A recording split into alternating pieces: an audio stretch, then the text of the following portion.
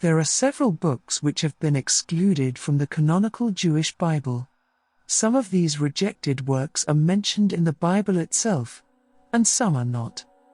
They were excluded from the canon, mostly because they were considered spiritually uninspired, and less because a few were discovered after the canon had been adopted and popularized. When one questions who or what determines whether a scriptural book is inspired or not, one is often met with answers such as, if they are mentioned by a prophet or an apostle, or if they are quoted in the Bible, then they are most likely inspired. If otherwise, then they are not. Unfortunately, this has proven not to be a valid enough answer, as there are many books which are referenced in the Bible, yet they have been termed uninspired, and thus rejected from the canon, cast into the Apocrypha as non-canon.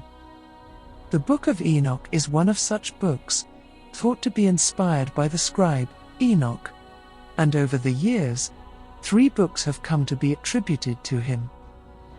The first is the Ethiopian Book of Enoch, which was translated and taken from numerous sources, such as the manuscripts of Richard Lawrence and R. H. Charles. The second is the Slavonic Book of Enoch, or the Secrets of Enoch, which was discovered in 1886 by Professor Sokolov in the archives of the Belgrade Public Library. And the third is the Hebrew Book of Enoch, which contains a wealth of mystical knowledge, and is claimed to have been written by Rabbi Ishmael, a renowned and scholarly priest who is reputed to have lived between 90 to 130 AD. Many would argue that First Enoch is more credible than the rest. We say that is a matter of personal opinion, if not of racism.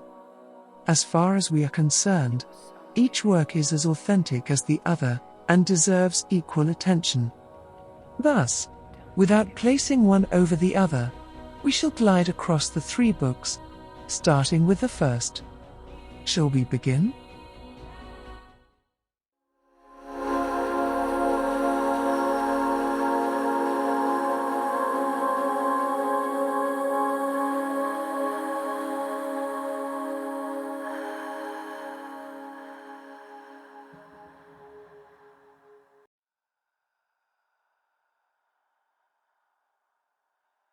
The eyes of Enoch, a righteous man, were opened by the Lord, and he saw a vision of the Lord and his angels in heaven, and he heard and saw, and understood everything from them. But what he saw was not for his generation, it was for one which was to come. And he spoke as he saw, that the Great One shall come out of his dwelling place, and shall tread upon the earth, and on Mount Sinai, appearing in all his strength and glory, and all who behold him shall be afraid.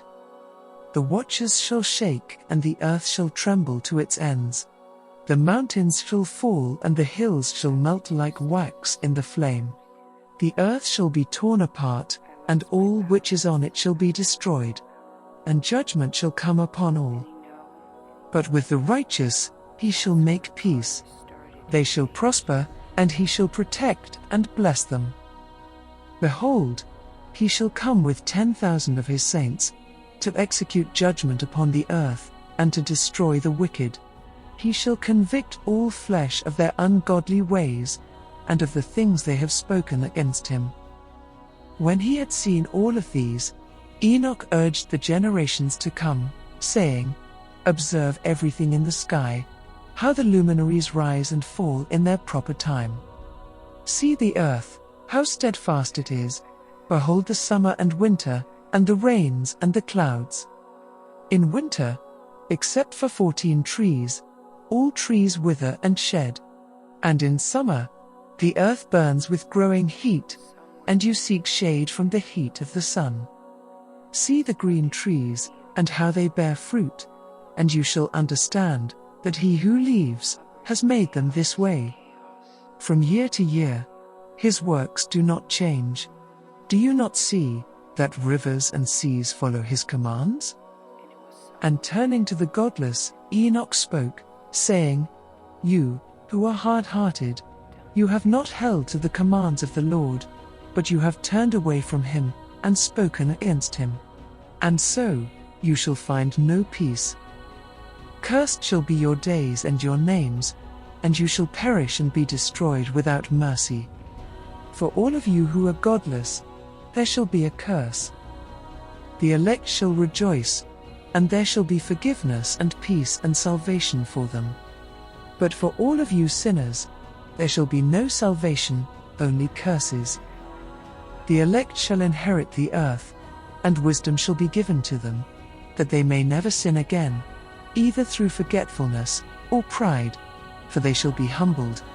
They shall never again transgress, nor sin, all the days of their lives, nor shall they die of the anger and wrath of the Lord. Their days shall be long, and joyous, and peaceful,